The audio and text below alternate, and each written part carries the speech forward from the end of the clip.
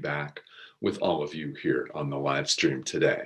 This weekend, as you may know, EWN launched, we're very excited about this, launched our channel, the third channel actually on the network, called EWN One with the Earth. So we've had a weekend of very special programming, guest meditations, guest presentations. I was honored to host one of those yesterday. So we're back here.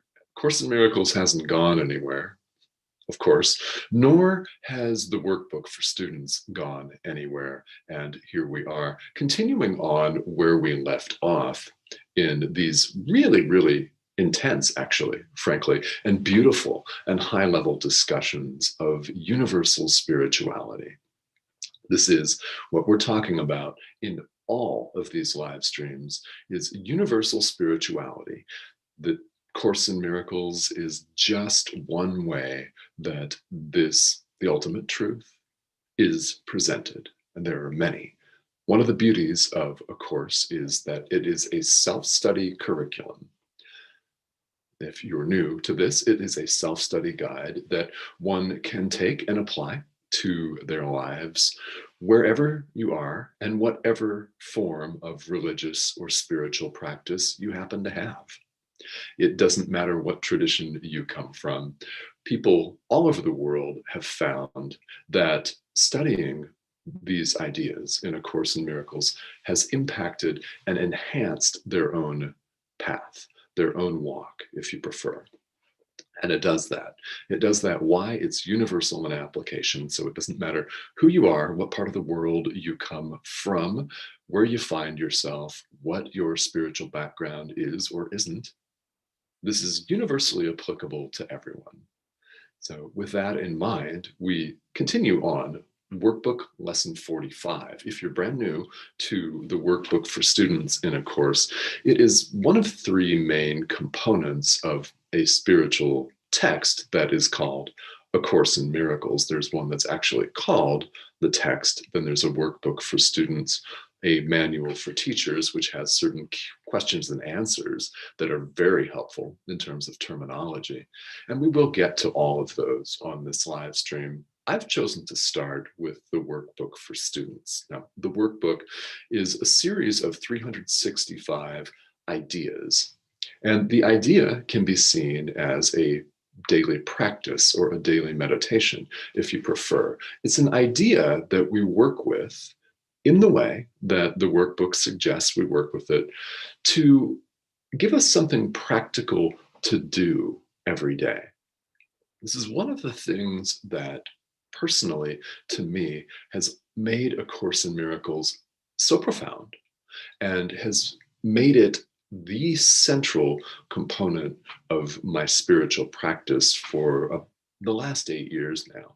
And that is, it's practical and gives us something to do.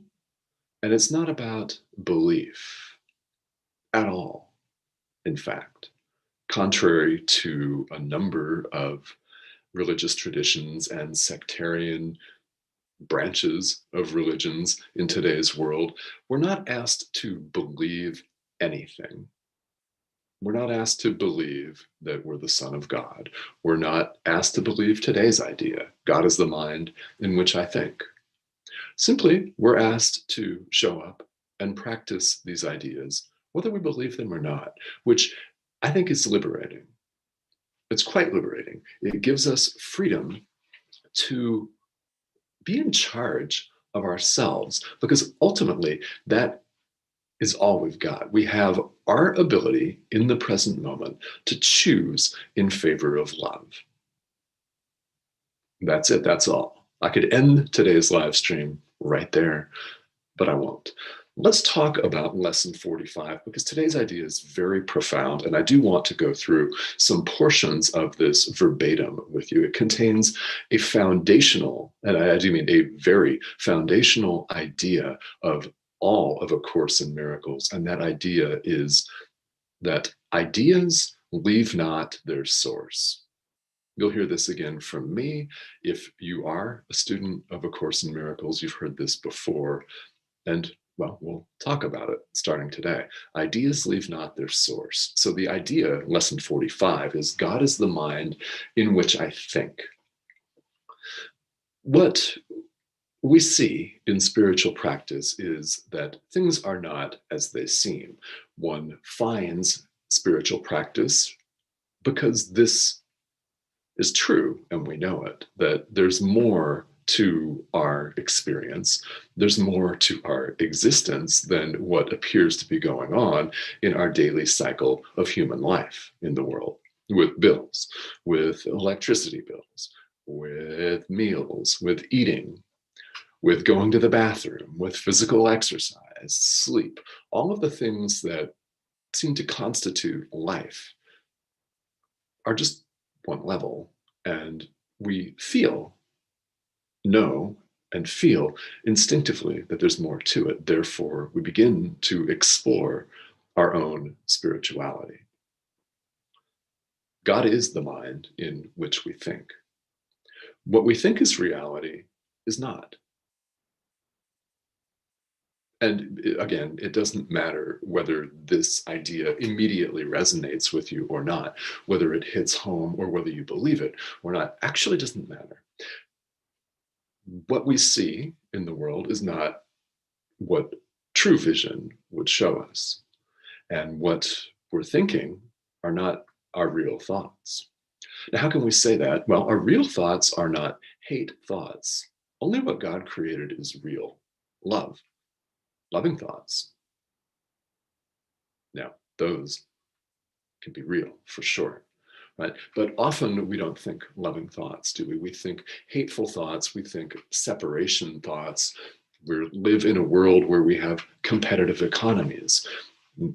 No matter what line of business you are in or were in, there's competition out there in the world. We seem to be opposed to one another, and we define and defend our personal territories accordingly in some ways that are blatantly obvious, like war, like hostilities and conflicts, and ways that are really, really subtle that we just don't see moment to moment.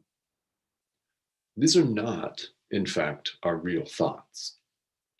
Why? Ideas leave not their source. This is critical.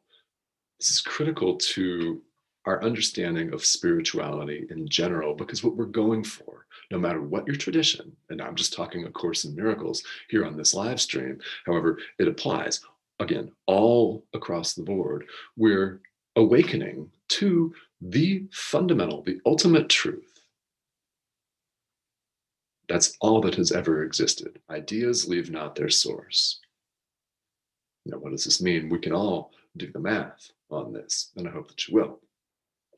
I'd like to go through here, and I'm going to read paragraph 2 of lesson 45 in the workbook. So if you're following along, you'll know that there are kind of like the Bible, actually, there are a number of numbered paragraphs and sentences, so one can then, if in writing or a blog or a book or something, can cite specific passages of A Course in Miracles, much like one can cite verses in the Quran or the Bible. Okay, so there are some things that are numbered. I'm reading numbered paragraph 2, and if you don't have it, this is fine. Just go ahead and tune into this live stream.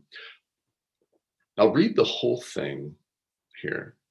It's very, very important and contains some foundational stuff that I want to share and talk about with you. Okay, so you think with the mind of God, therefore you share your thoughts with him, as he shares his with you.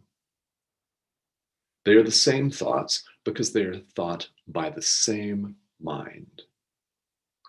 To share is to make alike, or to make one. Nor do the thoughts you think with the mind of God leave your mind, because thoughts do not leave their source. Therefore, your thoughts are in the mind of God, as you are. They are in your mind as well, where he is. As you are part of his mind, so are your thoughts part of his mind. Okay. And as you're following along, let's let that sink in. that sink in. If you're following the workbook for students, this is it's well worth reading over and over again. So we see the idea here. Ideas leave not their source. Here in the workbook, it says thoughts leave not their source. What we think with the mind of God, that's where our mind actually is. That's where we actually are. The extension of God is the extension of God. That's us. The Course refers to us as the Son of God, as you may see in the Bible, right? And whichever terms you choose to use, we are the extension of God. Ideas leave not their source. God is, therefore, the mind in which we think. This also means that we will awaken to the truth of who we really are. Why? It's God's will, our will as well. Same, one. There is no separation of any kind. Ultimately, and we are talking ultimate truth here, reality. There is no separation of any kind. We can reach this, and we will reach this, and you will reach this because you have reached a point of no return. I will tell you that. You can look at that in a different way and use different language and phraseology on that for sure, right? But we've all, watching this live stream, reached a point where we cannot go back to a profoundly embedded sense of separation. We're on the way to peeling off those layers, so to speak. One way of looking at this is this train has left the station and full awakening is assured. It's all of our destiny. Why? Ideas leave not their source. God is the mind with which we all think, and we will succeed. Why? It's the will of God. In other words, it's our will. Same. There is no separation at all of any kind. And the workbook goes on really beautifully here to reassure us that as we practice this idea, and I would have you read lesson 45 in the workbook. By the way, if you don't own a physical hard copy, hardbound copy or paperback copy, an actual book copy of A Course in Miracles, there is a lot of information available online. One can simply Google lesson 45 and follow along that way. If you prefer to use your mobile phone, there are a number of apps, some of them very good. I've used a couple of them. And there are apps that you can use right there on your mobile phone to read this commentary and read how the workbook for students recommends that we practice this. Now, it's very reassuring today. It's very reassuring because it wants us to begin to experience that this is possible. It is our will. Our will and the will of God are the same. Only what God would have us do is possible. So if you think that today's idea is impossible, that you can't reach these true loving thoughts that we think with God and have never stopped ever thinking with God, if you think you cannot do that, well, think that only what God would have you do is possible. So the very start of the text of A Course in Miracles sums up the Course very succinctly and very beautifully in saying that nothing unreal exists. Okay. All of the thoughts of separation that we think do not exist. They're not our real thoughts. It also says right before that, nothing real can be threatened. In other words, the thoughts we think with God are reality, they're truth. They are all that is and cannot be threatened. Because there's no separation of any kind, there is no opponent.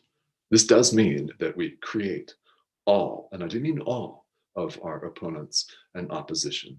That is how powerful we are in truth. We can create a world. Now, we have a choice being here, appearing to be here in this thing called a human body, running around, communicating with each other. And that's the purpose of the body, is to communicate. We have a choice to communicate love or communicate fear. We have a choice to lift ourselves and everybody in the world out of suffering and frustration and pain and fear. Or we have a choice to stay stuck in it and perpetuate it. We have that choice every moment of every day. So ask yourself, if you gain nothing else from this, am I choosing love? Am I choosing love right now? And what does that look like? It's a good question. All right. This is just one way that we can practice this idea and really, really allow it to sink in. There's a tremendous bit of allowing and relaxing our iron grip on having to have everything so perfect and surrendering to the flow. In other words, to the will of the Holy Spirit, the will of God.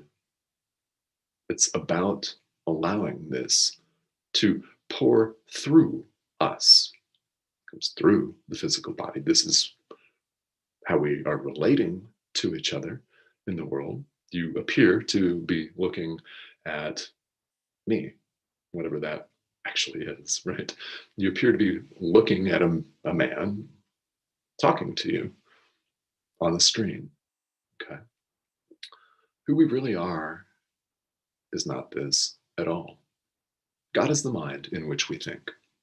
Now, we will revisit variations of this idea again and again, especially in the days to come here in the workbook. But first, I would like to check in with all of you and see how you're doing. And if you have any questions, I'd be happy to answer these right here on the live stream. So we've got a lot of people that are here today with us. All right, Robert, hello. And yeah, Wangari, if I'm pronouncing that correctly, welcome. It's great to see you on here. And Deidre, hello. And yes, choose love. Yeah, hi Sherry, by the way. Hello, thank you for watching. Yeah, I choose love. That's the ultimate choice. I love that comment, so thank you for making that. That's what it's all about. We have a choice of love or fear. So which is it? And if and when we choose fear, because of our habitual tendencies, because of the ego, because of all of our conditioning, layers and layers and layers and lifetimes of conditioning, we just bring our attention back to the present moment, as though our life were an entire walking, waking, living, breathing meditation, because it is. It is. Bring our awareness back to love. That is what we do. Now, even if you get swept away today for hours and hours and hours, and say 7 or 8 hours from now, you remember to bring yourself back to love, to the present moment, and just do it right then.